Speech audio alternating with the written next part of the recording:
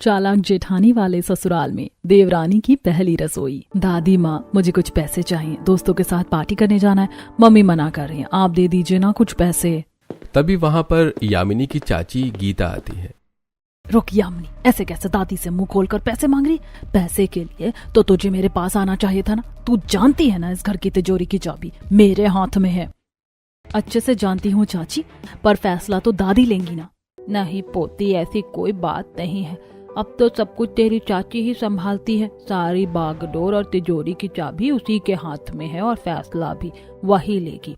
सुन लिया? और हाँ, अभी तो पैसे नहीं, जा अपनी माँ से ही मांग पैसे तू। अब यामिनी बिदकती हुई अपनी माँ के पास आती है, जो कमरे की अलमारी समेट रही होती है। मम्मी, ये चाची की प्रॉब्लम क्या है? मैं जब भी दादी से कुछ भी मांगने जाती हूँ, बीच में आकर टांग अड़ाने लगती है।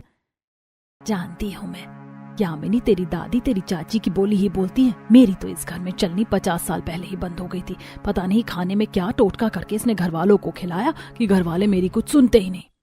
सच में माँ, मुझे तो पता नहीं था कि देवरानियां ऐसी होती हैं। ऐसी देवरानी से अच्छा तो देवरानी ही ना हो। देवरानी ऐसी होती है बेटी, पहले घर की रसोई संभालती है और फिर लोगों के दिलों पर कब्जा करती है और फिर अपनी जेठानी का हक खा जाती है। और तेरी चाची भी मेरा हक खाकर बैठी है। अब इसी तरह कुछ हफ्ते गुजरते हैं और एक दिन मालिनी अपनी सास से, माँ जी, अब यामिनी की पढ़ाई खत्म हो चुकी, मैं चाहती हूँ कि आप उसके लिए कोई अच्छा सा लड़का ढूंढकर उसके हाथ पीले कर दे। तभी वहाँ पर यामिनी की देवरानी आती है।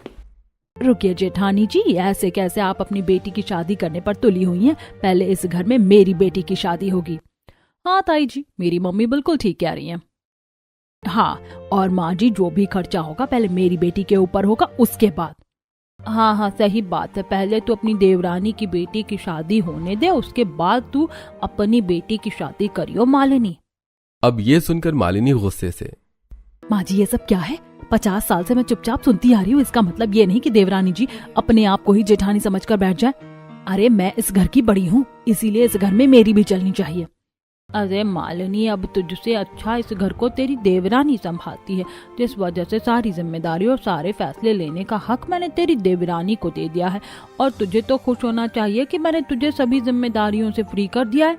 जिम्मेदारियों से फ्री नहीं किया, बल्कि आपने तो मुझे इस घर में डगरे का बैंगन बना दिया, जो कभी इस तरफ लुढ़कती है तो कभी उस तरफ। अरे मेरा तो कोई वजूद ही नहीं है माँ जी इस घर में। दूर खड़ी यामिनी ये सब कुछ देखकर, हे भगवान, मेरी मम्मी की देवरानी कितनी खराब है। इन्होंने तो आते ही मेरी मम्मी का हक छीन लिया है। अब यामिनी अपनी माँ को शांत कराती है और वहां से लेकर कमरे में आती है। इस तरह कुछ हफ्ते गुजरते हैं और अब पहले ईशा की शादी होती है। उसके बाद सुधा मालिनी की बेटी यामिनी के लिए पंडित जी से एक सुंदर लड़के का रिश्ता मांगती है और रिश्ता मिलते ही सुधा पूरी विधि विधान के साथ यामिनी की शादी भी करवा देती है और यामिनी शादी करके अपने ससुराल आ जाती है। आओ बहू रानी, कलश गिराकर घर के अंदर प्रवेश करो। जी माँ जी। अब यामिनी कलश गिराकर घर के अंदर गृह प्रवेश करती है। अब अगले दिन सुबह यामिनी अपनी रसोई में आती है, जहाँ रसोई बड़ी खूबसूरती से सजी हुई थी। बड़ी भाभी, आज आपकी पहली रसोई है, क्या बनाएंगे आप अपनी पहली रसोई में? आप लोगों को जो जो पसंद है बता दीजिए। तभी पीछे से कमला आती है। देखो बहू, हमारे घर में जरूरत से ज्यादा मीठा तीखा खाया नहीं जाता, और आज एकादशी है तो एकादशी में मीट मछली भी नहीं बनता, तो तुम कुछ साधारण से ही पकवान बना लो। ठीक है माँ जी, आप चलिए, मैं बना कर लाती हूँ। अब यामिनी बड़ी ही खूबसूरती से सबके लिए दाल मखनी, पनीर पूरी, मालपुआ, मेवे की बर्फी बनाकर तैयार कर लेती है और फिर उसे डाइनिंग टेबल पर परोसती है। अब घर के सभी सदस्य यामिनी के हाथ का खाना खाकर, वाह भाई, मजा आ गया यामिनी, बहुत अच्छा खाना बनाया है तुमने। खाने का जायका तो रेस्टोरेंट को भी फेल कर रहा है।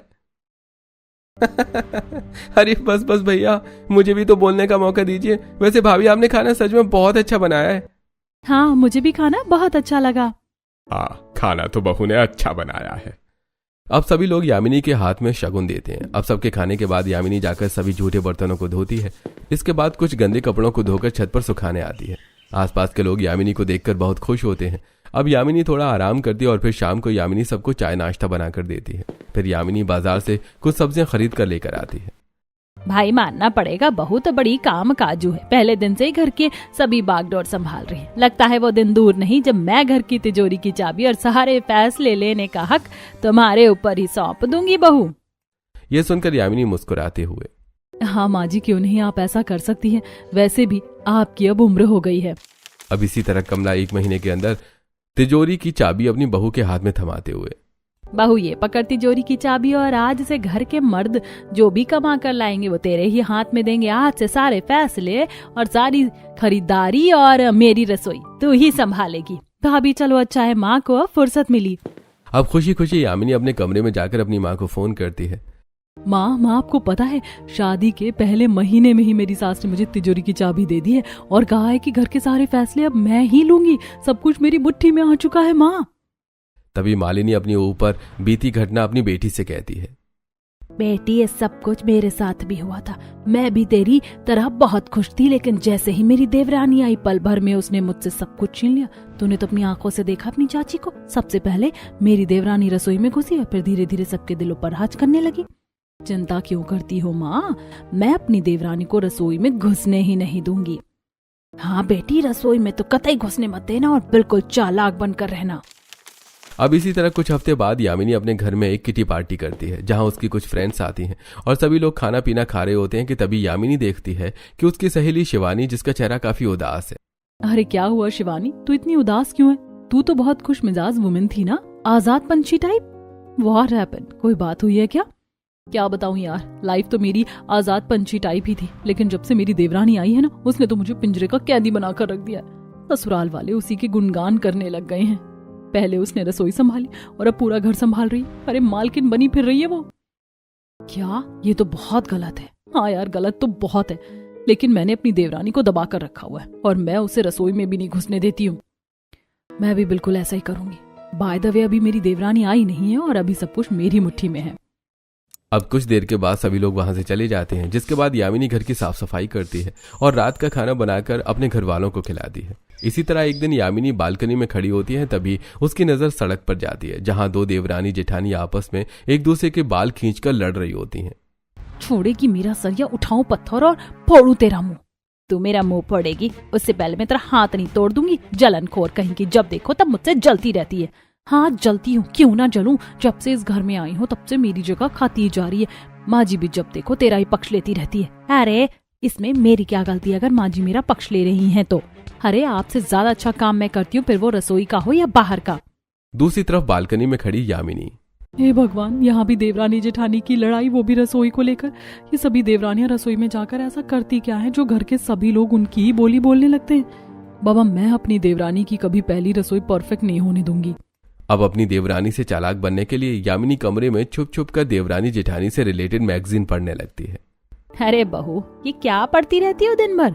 कुछ नहीं माँ जी, क्या पढ़ूंगी, ऐसे ही बस। इसी तरह यामिनी देवरानी और जेठानी से रिलेटेड टीवी पर घंटों बैठकर शो भी देखने लगती है, जिसे देखकर यामिनी का पति, अरे ये क्या यामिनी, तुम जब देखो तब देवरानी जेठानी की कॉन्सेप्ट टीवी पर देखती रहती हो। तुम्हें कोई मूवी देखनी पसंद नहीं है क्या? सच में बहू, ये तो मैं भी नोटिस कर रही हूँ। अरे वाह भाभी, आप तो अपनी देवरानी के आने से पहले ही उन्हें इम्प्रेस करने के तरीके ढूंढ रही हैं। कद्दू इम्प्रेस करने के तरीके ढूंढूंगी? अरे मैं तो इन सबसे चालाक बन रही हूँ, चालाक। अगर अपनी देवरानी के आगे मैं चालाक लोमड़ी नहीं बनी तो वो रसोई संभालते संभालते इस घर की लीडर बन जाएगी। ऐसा ही समझिए कुछ। अब इसी तरह कुछ महीने गुजरते हैं, जिसके बाद कमला अपने छोटे बेटे की शादी करने का फैसला करती है और उसे पंडित के द्वारा एक अच्छा रिश्ता भी मिल जाता है और कमला फौरन उस लड़की के घर अपने परिवार वालों के साथ पहुंचती है। मेरी देवरानी देखने में तो बड़ी शरीफ लग रही, पता नहीं घर जाकर कैसी रहेगी कैसी नहीं। जी हमें आपकी लड़की बहुत पसंद है, तो अब आप अच्छा सा मुहूर्त निकलवाइए। अब 3 से 4 हफ्ते में कमला अपने छोटे बेटे की शादी पूरी विधि विधान के साथ करवा देती है, जिसके बाद उसकी छोटी बहू कशिश अपने ससुराल आती है। अब कलश गिराकर कशिश अपने ससुराल में प्रवेश करती है और चारों तरफ से अपने ससुराल को निहार रही होती है और फिर अपनी जेठानी को देखने लगती है। वहीं जेठानी भी उसकी आंखों में आंखें डालकर, हे भगवान, मेरी देवरानी तो पहले दिन ही घर को ऐसे घूर रही है जैसे अभी ही बंटवारा करवा देगी। मेरा ससुराल कितना खूबसूरत है, जेठानी जी भी बहुत प्यारी लग रही हैं। अरे आप दोनों देवरानी जेठानी एक दूसरे को ऐसे क्यों निहार रही हैं? अरे कुछ नहीं देवरानी जी, जाइए अब आप आराम कर लीजिए। अब अगले दिन कशिश नहाकर पूजा पाठ करके अपने ससुराल वालों के पास आती है। ओह वाह, छोटी भाभी लुकिंग सो प्रिटी। हाँ बहू, लगता तुम बहुत सुंदर रही हो। अच्छा सुनो, एक काम करो, अब रसोई में जाकर पहली रसोई का खाना बना लो और आज से ही अपनी रसोई संभालना शुरू कर दो। तुम्हारी जेठानी ने तो बहुत संभाल लिया इस रसोई को, अब तुम्हारी बारी है। अरे नहीं माँ जी तो पहले दिन ही सब कुछ देवरानी के हाथों में सौंपने की सोच रही हैं। अरे माँ जी, देवरानी जी अभी क्यों ही खाना बनाएंगी, अभी तो उनके हाथ की मेहंदी भी नहीं छूटी है। देवरानी जी आप रहने दीजिए, खाना मैं बना लूंगी। नहीं जेठानी जी, मैं बना लेती हूँ, कोई बात नहीं। नहीं नहीं, मैं बना लूंगी, अभी तुम कुछ मत करो। नहीं नहीं बहू, इतनी जल्दी रसोई संभाले अच्छा नहीं लगता।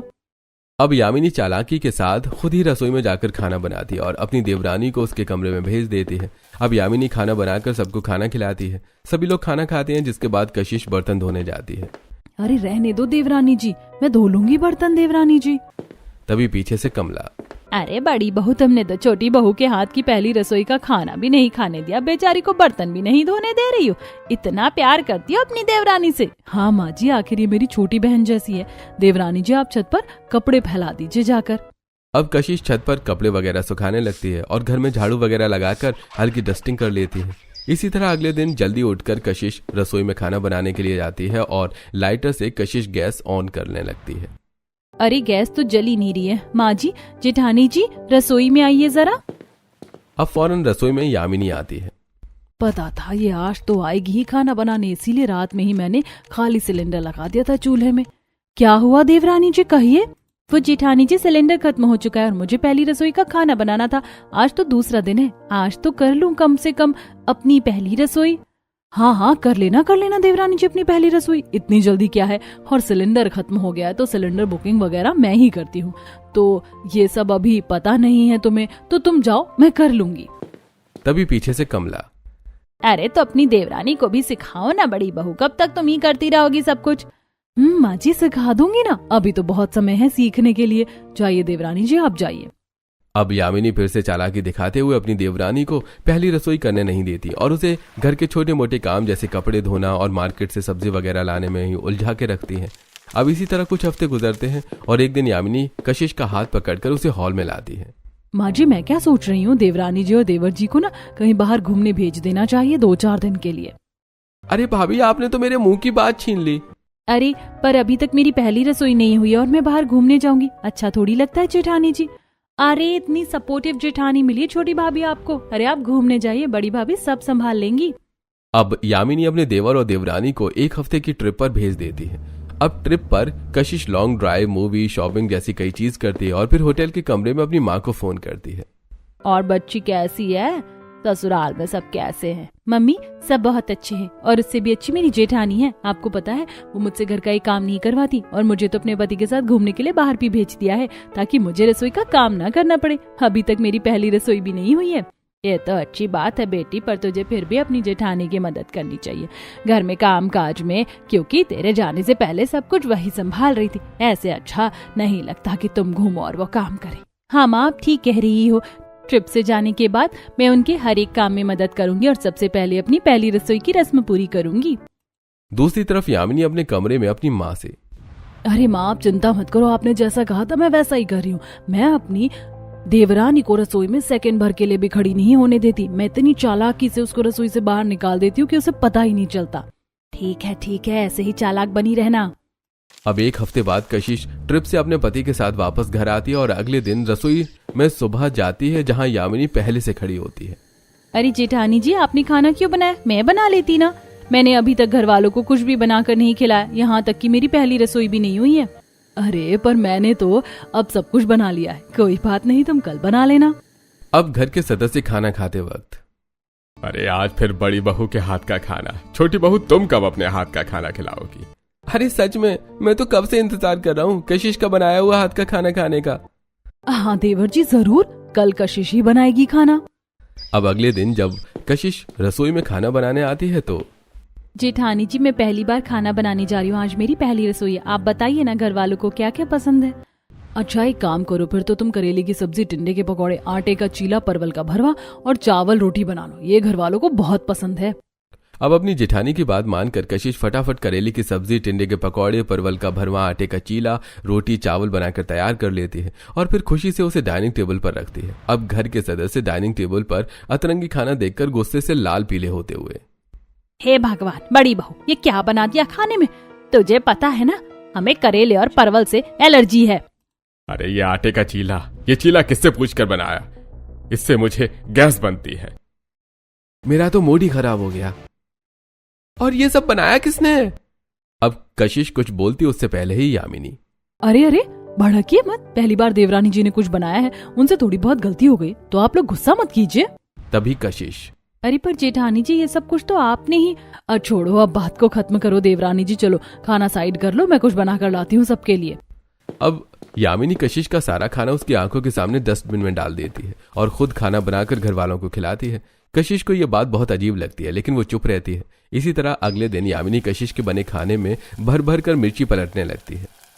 अरे जेठानी जी, इतनी मिर्ची क्यों डाल रही हैं खाने में? ये बहुत ज्यादा है। क्योंकि तुम्हारी सब्जी देखने में बिल्कुल पीली लग रही है और खाना तड़कता भड़कता खाते हैं हमारे ससुराल वाले। ये सुनकर कशिश चुप रह जाती है और फिर कुछ देर बाद अपना खाना डाइनिंग टेबल पर रखती है, जिसमें तोरई की सब्जी, मिक्स वेज, कढ़ी, राजमा, छोले जैसे अनेक प्रकार के व्यंजन होते हैं। लेकिन घर वाले उस खाने को खाते ही मुंह से उगल देते हैं। ओ माय गॉड, खाना तो मिर्ची से जहर हो रहा है। इतनी मिर्ची किसने डाली है खाने में? 100 बात की एक बात, बड़ी बहू तो ये सब करती नहीं है। लगता है फिर से छोटी बहू ने ही यह तड़कता भड़कता लाल मिर्च का खाना बनाया है। कशिश फिर से अपना पॉइंट रखने की कोशिश करती है, लेकिन फिर से उसकी जेठानी चालाकी दिखाते हुए सफाई देने लगती है। हाँ माँ जी, आप ठीक कह रही हैं। बनाया तो ये सब कुछ देवरानी जी नहीं है, और अभी उन्हें मसालों का हिसाब किताब नहीं है जितना मुझे है। हे भगवान, शादी को 1 महीना हो गया, लेकिन अभी तक छोटी बहू ने अपने हाथ की पहली रसोई का खाना अच्छे तरीके से बनाकर खिलाया ही नहीं है। अब गुस्से में सब लोग खाना छोड़कर चले जाते हैं। इसी तरह कुछ हफ्ते गुजरते हैं। अब कशिश सारी बातों को भुलाकर फिर से रसोई में खाना बनाने आती है, और इस बार भी उसकी जेठानी। अरे देवरानी जी, खाना बनाने आई हैं क्या आप? जी आई तो हूँ, लेकिन इस बार आप मुझे कुछ मत बताइएगा। आप कुछ भी बताती हैं वो बाद में खराब ही निकलता है, और फिर आप मुझे सबके सामने कुछ बोलने भी नहीं देती हैं। अरे देवरानी जी, मैं तो साथ देने की कोशिश करती हूँ। ये घर वाले ही हैं जिनका टेस्ट हर दिन बदलता रहता है। तुम मुझ पर गुस्सा मत करो। अच्छा सुनो, आज मैं तुम्हें जो कहती हूँ तुम वो बनाओ, सब खुश हो जाएंगे। तुम आज सबके लिए chicken biryani, fish curry, mutton kebab, raita, ये सारी चीजें बनाओ। घर वालों को बहुत पसंद आएगा। अब फिर से कशिश अपनी जेठानी पर विश्वास करके घर वालों के लिए ढेर सारे नॉनवेज व्यंजन बनाकर तैयार कर लेती है और डाइनिंग टेबल पर रखती है, जिसे देखकर कमला खाने की प्लेट फेंकते हुए, सत्यानाश बहू, किससे पूछकर घर में ये मांसाहारी खाना बनाया तुमने? भगवान, धर्म भ्रष्ट करने में तो इन लोगों ने कोई कसर नहीं छोड़ी है। ये सब किसने किया है और किससे पूछकर किया है? मम्मी जी, पापा जी, ये सारा व्यंजन तो मैंने ही बनाया। आप लोगों को पसंद नहीं आया क्या? डिस्गस्टिंग छोटी भाभी, आज एकादशी है, और एकादशी वाले दिन आपने सोच भी कैसे लिया हम लोगों को ये खाना पसंद आएगा? सच में देवरानी जी, थोड़ा तो दिमाग लगाया करो। अरे मुझसे ही पूछ लेती, मैं बड़ी हूँ, मुझसे पूछकर तुम छोटी थोड़ी ना हो जाओगी। अब अपनी जेठानी के मुंह से यह सब सुनकर कशिश के पैरों तले जमीन खिसक जाती है और कशिश की आंखों से आंसू बहने लगते हैं। अब बिना कुछ कहे कशिश अपने कमरे में चली जाती है। पता नहीं क्यों जेठानी जी मेरे साथ ऐसा करिए। आखिर मैंने उनका क्या बिगाड़ा है? आज 2 महीने होने को हैं, लेकिन मैंने अब तक ससुराल वालों को कुछ भी अच्छा बनाकर नहीं खिलाया, और इन सब के पीछे की वजह है मेरी जेठानी जी। अब इस दिन के बाद से कशिश चुप चुप और गुमसुम रहने लगती है। रसोई में भी वो कम ही जाती है। लेकिन फिर एक दिन कशिश अपनी जेठानी के कमरे के बाहर कुछ ऐसा सुनती है जिसे सुनकर कशिश के रोंगटे खड़े हो जाते हैं। माँ, आप टेंशन मत लो, घर के सभी लोग मेरे ही गुण गाते हैं। और खुशी की बात यह है कि अभी तक देवरानी जी ने ना तो अपनी पहली रसोई बनाई है और ना ही अपने हाथ का खाना किसी को बनाकर खिलाया। मैं उसे कभी भी रसोई में परफेक्ट नहीं होने दूंगी।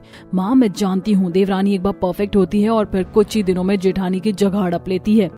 बाहर खड़ी कशिश, हे भगवान, जेठानी जी मेरे बारे में ऐसा सोचती हैं? मैंने तो उन्हें सिर्फ और सिर्फ बड़ी बहन का दर्जा दिया है। नहीं, अब मुझे उन्हें ये एहसास दिलाना होगा कि मैं उनकी जगह हड़पना नहीं चाहती, बल्कि उनके दिल में जगह बनाना चाहती हूँ। अब कशिश अगले दिन रसोई में जाकर आटा गूंथती है। देवरानी जी, आप रसोई में?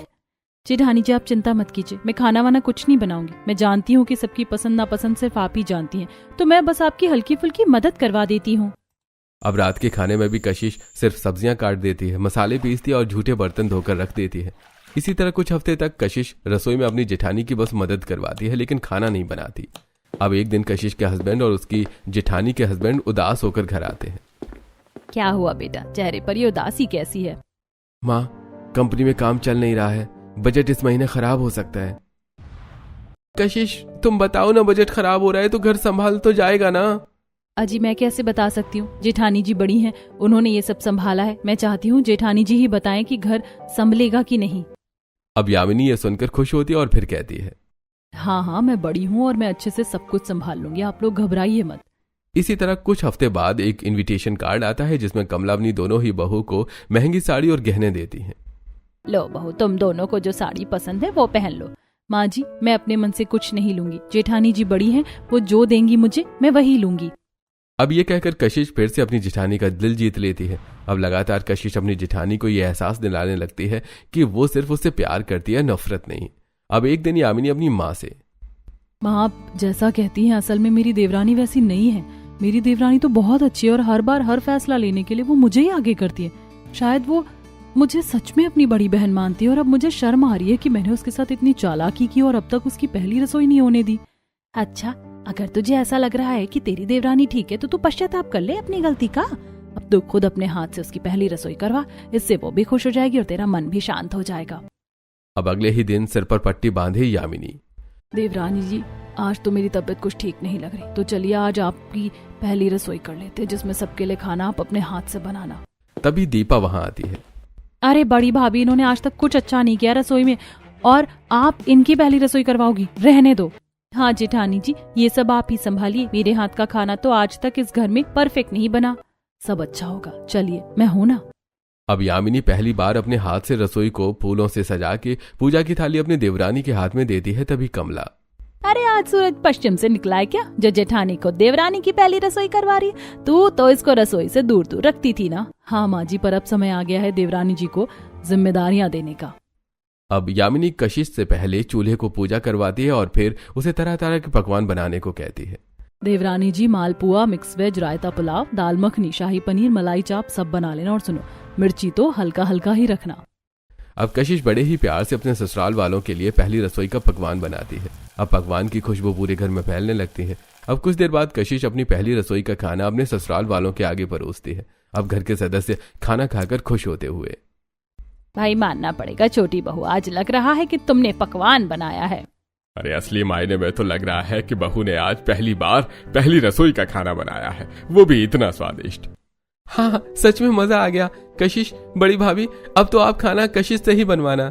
हाँ बहू। हाँ माँ जी, बिल्कुल। अब धीरे धीरे कशिश ही घर की जिम्मेदारियों को संभालेगी।